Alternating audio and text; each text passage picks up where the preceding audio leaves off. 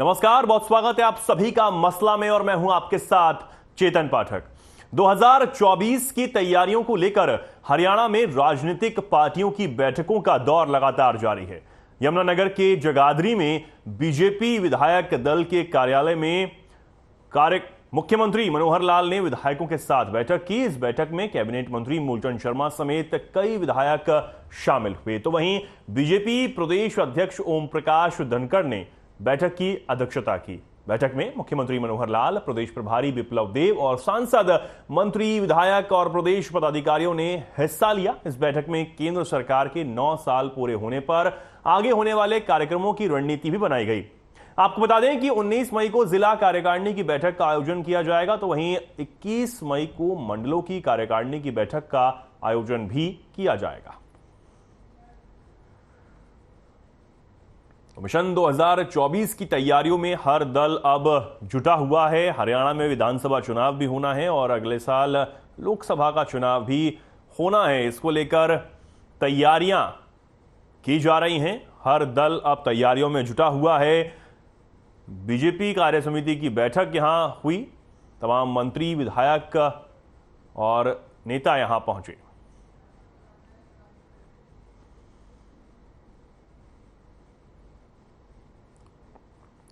तो बीजेपी कार्य समिति की बैठक की बड़ी बातें आपको बता दें। प्रदेश अध्यक्ष ओपी धनखड़ ने की अध्यक्षता।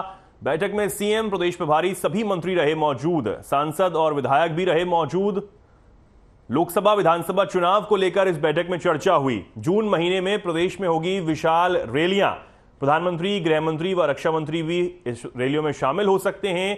केंद्र सरकार के 9 साल पूरे होने पर यहां मंथन किया गया और क्या कुछ कार्यक्रम किए जाएंगे वो भी यहां पर चर्चा की गई। साथ ही कर्नाटक में हार पर भी मंथन इस बैठक में किया गया। योजना शाम 6 बजे तक आज की कार्यकारिणी में हम बनाने वाले हैं। ये 9 साल वास्तव में देश के लिए एक ऐसे 9 साल हैं जो मैं कहूँगा कि इन 9 वर्षों में एक इस लेवल पर देश पहुँचा है जो बहुत वर्षों से जिसकी अपेक्षा हम कर रहे थे। 9 सिद्धि तो कम से कम मैं कह सकता हूँ कि हमारी अर्थव्यवस्था आज दुनिया में 5वें नंबर पर है। जब हम सरकार में आए तो 11वें नंबर पे थी और अड़ोस पड़ोस की अर्थव्यवस्थाओं को हमने ढहते हुए देखा है। जिन देशों को बहुत ताकतवर आर्थिक दृष्टि से मानते थे उनके प्रधानमंत्रियों को रोते हुए इस्तीफा देते हुए देखा है। जो देश वर्षों तक हम पर शासन करता रहा और जिनके यहाँ एक मुहावरा चलता था, व्हाइट मैन बर्डन।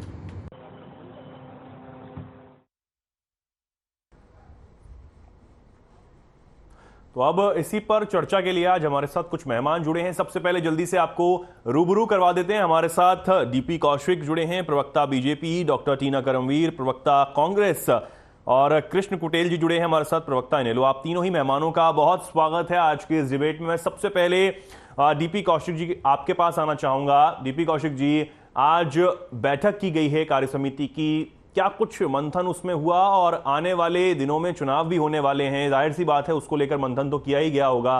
क्या कुछ रणनीति बनाई गई है?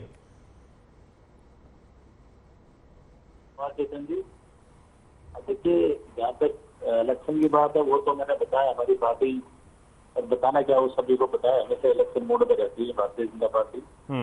संगठन हमारा बड़ा मजबूत है और ये मीटिंग हम अक्सर देखिए, जैसे माननीय प्रदेश अध्यक्ष ओम प्रकाश धनखड़ जी बने, उन्होंने संगठन को बहुत ही विस्तार पूर्वक बनाया है और मीटिंग टाइम टू टाइम लेते रहते हैं।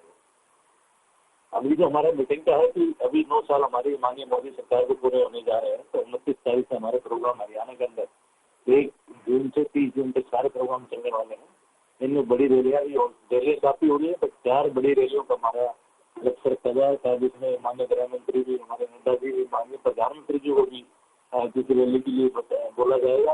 अगर टाइम मिलता है तो शायद वो भी एक रैली को संबोधित करेंगे। बाकी पूरे महीने हमारा ये प्रोग्राम रहेगा। मीटिंग हमारी कंटिन्यू है। इसमें हमारी जो सरकार के जो कार्य है उनको विस्तार पूर्वक लोगों तक पहुंचाया जाएगा। जो माननीय केंद्र सरकार की योजनाएं, हरियाणा सरकार की योजनाएं हैं, सबको, इसमें सबकी ड्यूटियां लगी हुई है। तो हमारे मीडिया के लोग हों, चाहे संगठन के लोग हों, सब लोगों को काम करना है और जितनी नीतियां हैं उनको लोगों को घर घर तक पहुंचाने का हम लोग करेंगे। ये तो हमारा एजेंडा है जून का। जो मीटिंग हमारी चल रही है वो ऑब्वियसली देखिए इलेक्शन तो है ही, इलेक्शन की तैयारी हमारा पार्टी को करना बनता भी है और पार्टी को करना नहीं। जैसे किसी पार्टी का तो मुझे लगता है कि अपने आप को विपक्षी बोलते हैं, अब तक संगठन में बन नहीं पाया और मुझे लगता है कि बनेगा भी नहीं, क्योंकि वो 36 जड़े हुए हैं उस पार्टी के। तो और दूसरे का है वो घर की पार्टी है, मुझे लगता है वहाँ पे भी संगठन नाम की कोई अभी चीज है नहीं। तो मुझे खुशी इस बात की हमारा संगठन मजबूत है और हम पार्टी को बड़े और अच्छे रूप से विस्तार करके जो हमारा 2024 का लक्ष्य है उसको पूरा करने का काम करेंगे। जी के पास आऊंगा मैं। आज बैठक बीजेपी की हुई है, कार्य समिति की बैठक हुई है। जाहिर सी बात है चुनावों को लेकर रणनीति बनी है। इससे पहले कांग्रेस विधायक दल की बैठक भी हुई थी। मंथन लगातार यहां भी जारी है, वहां भी जारी है। क्या कुछ कहेंगे आप? बताना चाहती हूँ कि अभी जिस तरीके से एक महिला ने शिक्षा के अंदर श्री माननीय मुख्यमंत्री जो ये कहते हैं अपने आप को कि हाँ हम महिलाओं की सुरक्षा की बात करते हैं, महिलाओं के सम्मान की बात करते हैं, तो अभी जब मैं इनको सुन रही थी तो आप किस चीज का जन सम्मान कर रहे हैं कि महिला को अपना दुपट्टा जो है वो मुख्यमंत्री के कदमों में रखना पड़ रहा है।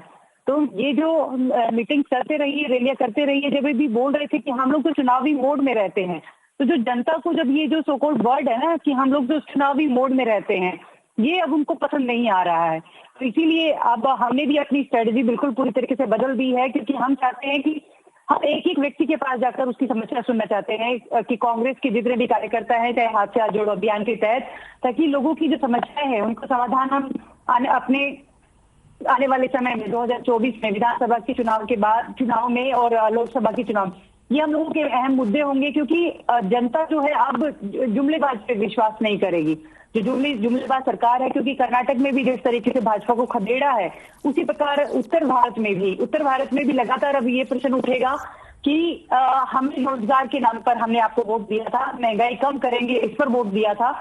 हम लोगों को जिस तरीके से महिलाओं के ऊपर सबसे ज्यादा जिसे कहें कि उनके ऊपर जिस तरीके से प्रहार हुआ है, क्योंकि एक स्त्री के लिए चाहे गैस सिलेंडर से लेकर रसोई में सामान हो, कुछ भी हो, सब पर भार जो है वो महिलाओं के ऊपर पड़ा है। तो हमारी जो रणनीति वो यही है कि जनता के मुद्दों पर उठाए, ना कि इस तरीके से हिंदू मुस्लिम इसकी राजनीति हो। अब जो हरियाणा प्रदेश के अंदर भी है, क्योंकि आप देखेंगे कि कर्नाटक के चुनाव के बाद जिस तरीके से पूरे देश का माहौल बदला है और अब लोग जो है, जनता जो है वो कांग्रेस की तरफ देख रही है। तो हमारी रणनीति यही रहेगी कि हाँ हम जनता के बीच जाकर उनकी समस्याओं को संवाद करें, झूठे जन संवाद ना करें, क्योंकि इनके जन संवादों में देख लिया किस तरीके से महिलाओं का अपमान कर रहे हैं। हमारी सरकार के समय महिलाओं को पूरा सम्मान दिया जाएगा, क्योंकि आदि आबादी का जिस तरीके से एक मैं इनका वीडियो देख रही थी, एक विधवा महिला का जिस तरीके से ये देश के प्रदेश के मुख्यमंत्री इतनी भद्दी टिप्पणी कर रहे थे कि बैठ जा, जिस तरीके की भाषा का इस्तेमाल कर रही है, मुख्यमंत्री है इस प्रदेश के। मुझे तो कहते हुए भी बहुत शर्म महसूस हो रही है कि ऐसे मुख्यमंत्री, मैं खुद एक महिला हूं, एक ऐसे मुख्यमंत्री हैं इस प्रदेश के जो महिलाओं का सम्मान करना नहीं जानते। यही एक कारण रहा है। इसीलिए हरियाणा की महिलाएं, हरियाणा की स्पोर्ट्स पर्सन जो है जंतर मंतर पे लगातार धरना प्रदर्शन कर रही है, लेकिन इनके मुंह से जबान नहीं खुल रही इनकी, ना स्मृति ईरानी बोल रही है ना इनके कोई नेता बोल रहे हैं। जी ठीक है, कृष्ण कुटेल जी आपके पास आऊंगा। लगातार विधायक दल की कांग्रेस की बैठक भी हो रही है, बीजेपी तरफ से बैठक की जा रही है, आपकी तरफ से परिवर्तन यात्रा निकाली जा रही है। कितना परिवर्तन हो पाएगा कृष्ण कुटेल जी? देखिए पाठक साहब, आने वाले समय के अंदर इस हरियाणा प्रदेश के अंदर परिवर्तन अवश्य होगा और उस परिवर्तन को लेकर के चौधरी अभय सिंह चौटाला जी जो है, जननायक चौधरी देवीलाल जी जो किसानों के कमेरे वर्ग के सदा हितैषी रहे हैं और जिन्होंने लोकहित के अंदर जो है कि कार्य किया है, उसकी नीतियों को लेकर के जो है कि गांव-गांव तक जो है कि उसका पहुंचाने का काम चौधरी अभय सिंह चौटाला जी जो है कि परिवर्तन यात्रा के द्वारा जो है कर रहे हैं और भारी समर्थन जो है कि इस यात्रा से जो है कि इंडियन नेशनल लोकदल को मिल रहा है। और जो कार्य लोकपुर चौधरी ओम प्रकाश चौटाला जी ने जो है कि सरकार आपके द्वारा कार्यक्रम चला करके जो गांव को मजबूत करने का काम किया, आज ये भारतीय जनता पार्टी जो है कि इन तमाम कार्यों के अंदर जो है कि असफल है और सरकार आपके द्वार कार्यक्रम की नकल करते हुए जो जन समाज कार्यक्रम जो है कि माननीय मुख्यमंत्री महोदय के द्वारा जो है कि हरियाणा प्रदेश के अंदर जो चलाया गया है, आप देख रहे हैं किस तरह से जो है कि महिलाओं का अपमान यानी मंच के ऊपर से जो है कि वो किया जाता है। और एक माँ अपने बेटे के लिए कहती है कि चीटे का जो है कि सेवन है, नशे के अंदर डूबा हुआ है, कि उसका कुछ उपाय करें, उसको भी जो है कि धमकाने का काम जो है कि वो किया जाता है, उसकी बात को सुना नहीं जाता। और आज आप देख रहे हैं पूरे देश भर के अंदर जो है कि किस प्रकार से जो है कि महिलाओं का अपमान सरेआम हो रहा है।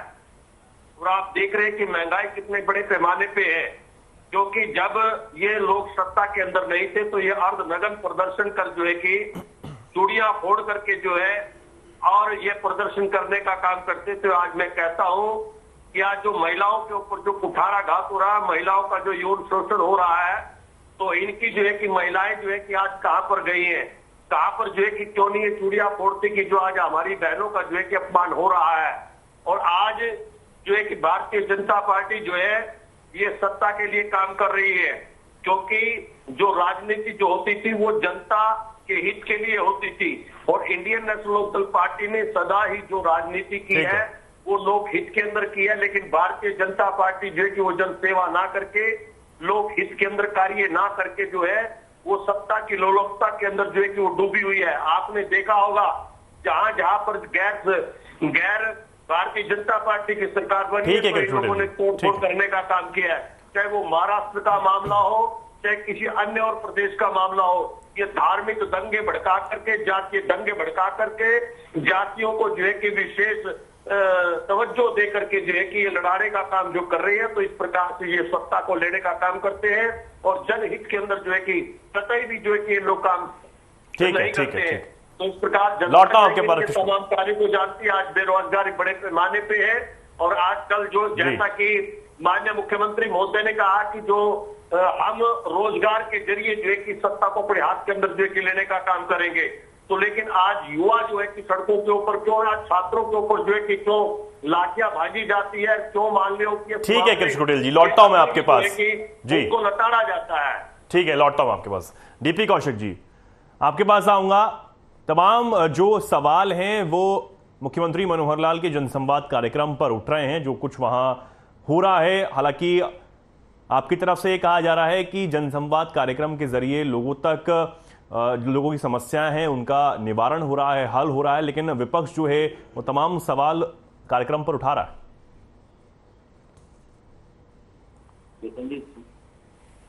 हम लोगों ने तय किया कि हम 2 दिन एक विधानसभा में हम आवाज करेंगे वहाँ पे। हमारे माननीय मुख्यमंत्री को प्रदेश अध्यक्ष सभी मंत्रियों की वहाँ पे लगाई हुई है। हम लोगों की समस्याएं सुनेंगे वहाँ पे और उनका समाधान करने के लिए लोगों के बीच में जा रहे हैं। दूसरी बात, जैसे हमारे कांग्रेस के साथी प्रवक्ता बोल रहे थे कि हम एक एक लोग की समस्या सुनेंगे। अरे भाई 10 साल राज रहा है आपका यहाँ पे, तब तो लोगों की समस्या आपने सुनी नहीं। अब क्या एक लोग की समस्या सुनेंगे घर घर जाकर, आपने वोट मांगने का काम करेंगे? हमारा एक सीधा सा क्लियर है कि जो सरकार हमारी है तो हम लोगों के पास जाकर, ये देखिए पहली बार ऐसा हो रहा है। हमारे कुटिल जी बोले इस बात को, ये माननीय टुकड़ा जी ने भी किया था, ये कह रहे थे कि देखिए पॉलिटिक्स जनता के लिए होती है, जनता की सुख सुविधा के लिए होती है, बट ये तो आप लोगों ने खराब किया। 2004 का रुपये आपने भुगता, कुटिल जी आपके नेताओं ने भुगता। उस टाइम नहीं पता था आपने जनता की सुविधा के अनुसार होती है, जनता के लिए ये सब चीजें की जाती है। तो हमारा छोड़ दीजिए, देखिए हम अगर उनकी समस्या सुनने जा रहे हैं तो लोगों को तकलीफ भी होती है, लोग समस्या सुनाएंगे भी तो हम उनके सॉर्ट आउट भी करेंगे। ठीक है, किसी गुस्सा भी जाहिर होता है, ठीक है, अगर किसी का काम नहीं होता है तो उसको गुस्सा भी जाहिर होता है, पर हम इसका ये मतलब थोड़ी है कि हम उसका काम नहीं करेंगे। माननीय मुख्यमंत्री द्वार पे जा रहे हैं तो वो काम करने के लिए जा रहे हैं, तो ये हमारा अच्छा प्रयास है। हम लोगों को सराहना भी कर रहे हैं इस चीज ज्यादा, तो हमसे कहते हैं हर विधानसभा बताना 2-3 दिन का हमारा प्रवास रहेगा, वो सबकी समस्या सुनेंगे। ठीक है, डॉक्टर टीना जी बोलिए जी। देखिए, अब इनके पास कहने के लिए कुछ नहीं है। जैसे कि मैंने कहा, मैंने भी रिपोर्ट कार्ड जनता के बीच क्या लेकर जाएंगे? ये कहेंगे कि हम जनसंवाद कर रहे थे, वहां महिलाओं की इतनी बेइज्जती कर रहे थे। इनके पास कहने को कुछ नहीं है। इनके मंत्री भी सिर्फ मुंह दिखाने जाते हैं और मुंह दिखाकर ही वापस आ जाते हैं। कुछ नहीं, सिर्फ फोटो खिंचाने की राजनीति हो रही है भारतीय जनता पार्टी और जजपा मिलकर, कुछ नहीं कर रही है, सिर्फ अपना घर बनाने में लगे हुए हैं। इनके मंत्रियों के घर जाकर देख लीजिए, एक एक मंत्री जितने भी इस भाजपा सरकार में है हरियाणा प्रदेश में और भाजपा के, चाहे मैं डिप्टी सीएम साहब की भी बात करूं, इनके यहाँ जितने भी लोग जा रहे हैं, आप देखिए कि किस तरीके से भ्रष्टाचार भी कदर बढ़ रहा है। लेकिन अपने मंत्रियों के यहाँ ईडी या सीबीआई के छापे नहीं करवाएंगे, ये विपक्ष के यहाँ भेज देंगे। तो इनके यहाँ ये हो रहा है, कोई काम नहीं किसी तरीके का, ना रिपोर्ट कार्ड, इनका रिपोर्ट कार्ड जीरो है, नील बटे सन्नाटा जिसे कहते हैं। अगर जब हमारी सरकार आने वाली है कांग्रेस पार्टी, एक एक मंत्री को जेल में इस तरीके की चक्की पिसवाने का काम करेंगे हम, क्योंकि इन्होंने प्रदेश की जनता का पैसा लूट कर और आज ये अपना घर भरने में व्यस्त है। जिस तरीके से आज क्यों इस प्रदेश के अंदर हाहाकार मचा है, क्यों मचा हुआ है, क्योंकि आज भी देखिए कि युवा जो है, यूथ अपनी डिग्रियां लेके घूम रहा है और डिग्रियों पर भी ये मजाक करते हैं, क्योंकि इनके पास तो असली डिग्री है नहीं, ये फर्जी डिग्री लेकर तो आए हुए हैं। इनके यहाँ मंत्रियों की एक एक मंत्री की अगर मैं लिस्ट गिनाने लग जाऊं तो ये रात हो जाएगी। लेकिन ये झूठ बोलने में बहुत माहिर है, क्योंकि इनके पास एक्सपर्टीज किस चीज का है, इनके पास एक्सपर्टीज है झूठे वो जुमलेबाज करने का, कि हाँ हमने ऐसा किया, हमने ऐसा किया। अभी एक नया जुमला लेकर आए कि हम जनसंवाद कर रहे हैं। मुझे इस बात पर तो मैं बहुत खेद प्रकट करूंगी कि जहां सीएम साहब जा रहे हैं, उनसे एक हाथ जोड़ के विनती है कि महिलाओं का सम्मान करना सीखे, क्योंकि आपके घर में महिलाएं नहीं होंगी शायद, इसीलिए शायद आप महिलाओं की इस तरीके की बेइज्जती कर रहे हैं, या तो फिर आप कहिए कि ऐसे जनसंवाद ना करें जिसमें महिलाओं का प्रवेश हो। मुझे देखकर बहुत खेद प्रकट करती हूँ मैं आपके चैनल के माध्यम से, जब वो वीडियो में देख रही थी, वो महिला किस तरीके से अपना दुपट्टा उतारकर उनके पैरों में रख रही थी। लेकिन मुख्यमंत्री तब भी बोलने जा रहे थे, भगाओ इनको, उठाओ यहाँ से, ये करो, किस तरीके की भाषा। ये सुनकर तो मुझे लगता है कि किसने इनको मुख्यमंत्री बनाया। जिस तरीके से इस प्रदेश की अगर बात की जाए, जहां बेरोजगारी में ये चैंपियन बन चुका है, बेरोजगारी पर कोई बात नहीं करेगा। अगर कोई छात्र खड़ा होकर उनको माइक लेकर अगर सवाल पूछ लेता है कि साहब नौकरी के लिए, फिर ये अलग जुमला देते हैं कि देखिए प्रधानमंत्री जी भी अब तो वो नौकरियां बांट रहे हैं। किस तरीके से आप इस तरीके से भी देख सकते हैं कि जानबूझकर एक ऐसा नैरेटिव बना रहे हैं कि 9 साल केंद्र सरकार को भी हो गए, उस पर भी कार्यक्रम जो पार्टी है वो करने जा रही है बीजेपी। ये कार्यक्रम भी इनके जैसे कई ढकोसले हैं, क्योंकि इनके पास कोई काम नहीं है। जिस तरीके से मैंने पहले कहा, ये अभी हमें कह रहे थे, हमें तो सरकार, जनता ने तो आपको चुना, हमें तो हटा दिया, लेकिन हमें तो मेजोरिटी मिली। लेकिन जिस तरीके से गोल तोड़ के राजनीति हर जगह करते हैं, अब नहीं होगा। क्योंकि मैं बार बार ये बात बोलती हूँ, कांच की हांडी बार बार नहीं चढ़ती। इनको मौका दे दिया। जिस तरीके से दक्षिण के अंदर भाजपा मुक्त दक्षिण कर दिया है, इसी तरीके उत्तर भी भाजपा मुक्त हो जाएगा। और तभी जनता को जो है कि अब जनता जो कहती है कि कमल की फूल सबसे बड़ी बुरी, इन पर बहुत भरोसा किया था जनता ने। एक मोदी ब्रांड, जिसे टैक्स पेयर के पैसे से मोदी ब्रांड बनाया गया था देश के अंदर, अब राहुल गांधी की आंधी चल रही है इस पूरे देश के अंदर। राहुल गांधी की मोहब्बत काम आएगी, ना कि इनकी नफरत की राजनीति। जिस तरीके से पूरे प्रदेश के अंदर आज भी आप सोचिए कि कोई भी विपक्ष का व्यक्ति कुछ भी बोल दे, ये तुरंत उस पर कार्रवाई कर देते हैं, लेकिन अपने नेताओं को नहीं देखते कि वो क्या कर रहे हैं। लौटूंगा आपके पास, लौटूंगा। डीपी कौशिक जी, एक सवाल यह है आपसे कि किस तरीके से जब चुनाव आते हैं तब सीबीआई और इनकम टैक्स या ईडी, इनकी कार्रवाई लगातार बढ़ती चली जाती है, और विपक्ष का ये आरोप तो है ही, साथ ही जनसंवाद कार्यक्रम को लेकर भी विपक्ष ये बात कह रहा है और सब चीजों को नकारता हुआ नजर आ रहा है। देखिए जतिन जी, ये कहना गलत होगा कि चुनाव आते ही, देखिए जो संसद पर एजेंसियां वो अपना काम शुरू से ही कर रही है, तो ऐसा नहीं कहेंगे कि आप लोग हम चुनाव आते ही सब काम जैसे जैसे किया होगा। क्यों कांग्रेस को डर लग रहा है, क्यों ये लोग घबरा रहे हैं? अरे इन्होंने तो सब गलत ठीक किया है तो फिर अपने बैठ जाए घर पे, कहने की जरूरत क्या है? इनके पास तो आया नहीं ना कोई। लेकिन जो चीजें सरकार के रहते हुए लोगों ने गलत किया वो तो भुगतना पड़ेगा ना। और उसका मैं क्या, वो हमारे देश का पैसा, हमारे देश का प्रदेश का पैसा है, वो अगर इन्होंने लूटा है तो वो वापिस भी करना पड़ेगा। उसमें एजेंसी अगर कार्रवाई कर रही है तो सरकार का क्या रोल है? ये तो इनके टाइम पे भी होता था, ये नहीं करते थे क्या? तो ये सब मुझे नहीं लगता कि अब ये सरकार इस तरह की चीजें कर रही है कि इलेक्शन में देखकर मूड में या कांग्रेस में, उसके लिए सबके लिए एक ही रास्ता है, चाहे वो कोई पार्टी, जब भारतीय जनता पार्टी का हो, चाहे वो किसी भी सरकार का हो, जिसने भ्रष्टाचार किया है वो भुगतेगा। कोई सरकार का पैसा, हमारे प्रदेश का पैसा है, ऐसे नहीं लूट सकता उसको, वो बाकायदा जमा कराना पड़ेगा, समझ लिया आप जी। उसको रिकवरी जानी ही जानी है जी। ठीक। कृष्ण कुटेल जी, क्या कुछ कहेंगे सर आप? देखिए, ऐसे क्या भारतीय जनता पार्टी जो है कि वो बुखलाई हुई है, और जो माननीय मुख्यमंत्री महोदय जी का जिस प्रकार से जो है कि जनसंवाद कार्यक्रम के अंदर जो जवाब दिया जाता है, ये बौखलाहट का जो है कि एक निशानी है। और बौखलाहट के अंदर जो है कि इस प्रकार के जो है कि अनाप शनाप जो है कि वो बातें बोलते हैं और गुस्सा करते हैं, तो एक मुख्यमंत्री को इस प्रकार का जो है कि गुस्सा नहीं करना चाहिए। उसको बड़ी शालीनता के साथ जो है कि बड़ी धैर्य के साथ जो है कि वो जवाब देना चाहिए, क्योंकि वो पूरे प्रदेश को जो है कि वो चलाने का काम करते हैं। और मुख्य रूप से जो है कि जो बेटी बचाओ बेटी पढ़ाओ के नाम से जो इन्होंने जो कार्यक्रम जो चलाए हैं, और उसके अंदर जो है कि हमारी बहनों का जो है कि विशेष रूप से जो है कि वो ध्यान रखना चाहिए। और जिस लोगों के ऊपर जो ये सरकार को चला रहे हैं, तो उसका तो कम से कम जो है कि ख्याल रखना चाहिए। रही दूसरी बात है कि कह रहे कि भी आपने कहा कि भी 9 साल जो है कि पूरा करने जा रहे हैं। ये सरकार ईटिंग और मीटिंग की है। जब भी किसी कार्यालय के अंदर जाए, किसी अधिकारी के पास काम कराने के लिए जाए, तो लेकिन ये पता चलता है कि भाई साहब मीटिंग में है। लेकिन भारतीय जनता पार्टी की सरकार जो चल रही है, वो ईटिंग और मीटिंग की सरकार है। और इनको कोई किसी से मतलब नहीं है, जनता से कोई मतलब नहीं है। ये बड़े पैमाने पर रजिस्ट्री घोटाला करते हैं। आईडी यानी जो प्रॉपर्टी आईडी का मामला है, उसके अंदर बड़े पैमाने पे जो है कि घपला करने का काम करते हैं। कहीं पर शराब घोटाला होता है, कहीं पर धान घोटाला होता है, कहीं पर जो गरीबों का राशन हड़पड़े का काम ये लोग करते हैं।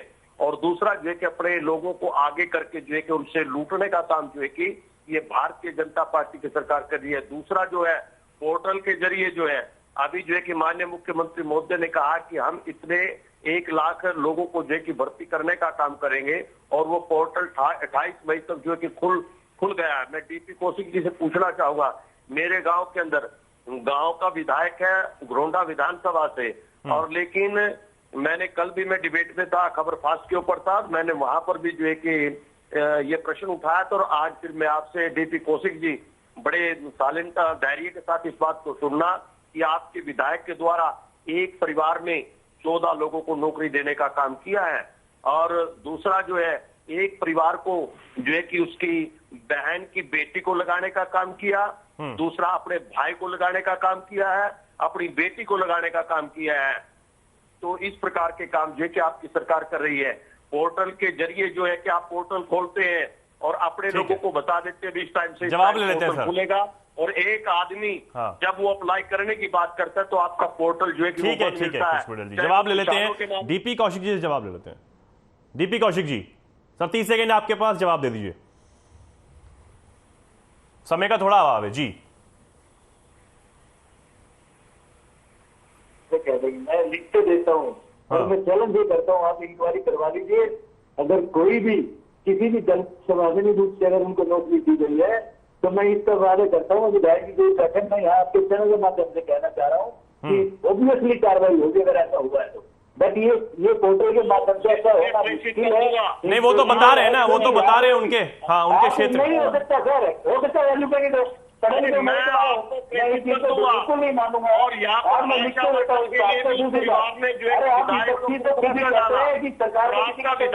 सपोर्ट कर रहा था। ठीक है कृष्ण कुटेल जी, ठीक है जवाब सुन लें कृष्ण कुटेल जी, ठीक है हाँ बोलिए डीपी कौशिक जी। जी चेतन जी, मैं बिल्कुल एक्सेप्ट नहीं करूँ इस बात को। अगर ऐसी बात रही है तो मैं कल ही आप अपने रिपोर्टर को भेजिए और मैं सुबह ही 9 बजे वहां 10 बजे वहां मिलता हूँ। अगर ऐसा हुआ कुटेल जी को वही बुलाऊंगा। मैं चैलेंज से कहता हूँ ऐसा हो ही नहीं सकता, बिकॉज की पोर्टल का अपना सिस्टम होता है। ये आप देखिए कैसे आप तो चैनल चलाते हैं चेतन जी, ठीक है अब ऐसे कैसे हो सकता, आपको पता है ना सब चीजें। ठीक है कृष्ण जी। डॉक्टर टीना बोल रही हैं कुछ आप जी। जी, इनकी सरकार ने 5,14,000 पेंशन काट दी है बुजुर्गों की। कुछ कहेंगे आप? है आपके पास कुछ बोलने के लिए? जांच करवाइए उस पर भी, क्यों काटी गई है बुजुर्गों की, बेसहारा लोगों की। ये गलत बात है। ये सरकार ने बुजुर्गों के साथ इतना अत्याचार करेंगे, युवाओं को कोई भत्ता नहीं दे रहे, बेरोजगारी भत्ता तक नहीं दे रहे। और जो बेरोजगारी जहाँ सरकार दे रही है कांग्रेस पार्टी, वो मजाक बना रही है। तो ये कितना दोगलापन है आपके यहाँ कि एक तरफ कहते हैं कि हम विकास की राजनीति कर रहे हैं, दूसरी तरफ बुजुर्गों की पेंशन काट रहे हैं। शर्म आनी चाहिए आप लोगों को। हाँ जी चेतन जी पीलानी का जो तकलीफ है स्वाभाविक है, क्योंकि इनके राज में ऐसे ऐसे काम हुए थे जो उस टाइम पर 55 या 53 साल के तो उनकी पेंशन लोगों ने बना दी थी। और जो बीपीएल कार्ड है ना, आप सोचेंगे जिनके पास जिनकी 20-20 लाख रुपए इनकम थी, उन लोगों को उनको 20 करोड़ फ्लैट दिए थे। आप भी ले सकता हूँ, बिकॉज मैं बताऊंगा नहीं, क्योंकि मैं उस पार्टी का हिस्सा होता। सेना जी, आपसे पहले उस पार्टी का हिस्सा था, जितना गलत काम हुआ शायद मुझे तकलीफ है, इसलिए पार्टी छोड़नी पड़ी थी वो। आप इस चीज को भूल जाइए, जो जिसका राइट बनता हो पार्टी हमारी सरकार उसको देगी, आप निश्चिंत रहिए। आप अपने घर बैठे आप और 10 साल वेट करो, भारतीय जनता पार्टी सरकार 2024 बात है, तुमको सब अधिकार दे देंगे। जी, समय का थोड़ा अभाव है, आज की इस डिबेट को यहीं विराम देना पड़ेगा। आप तीनों ही मेहमानों का बहुत धन्यवाद। फिलहाल के लिए इस खास कार्यक्रम में इतना ही। नमस्कार।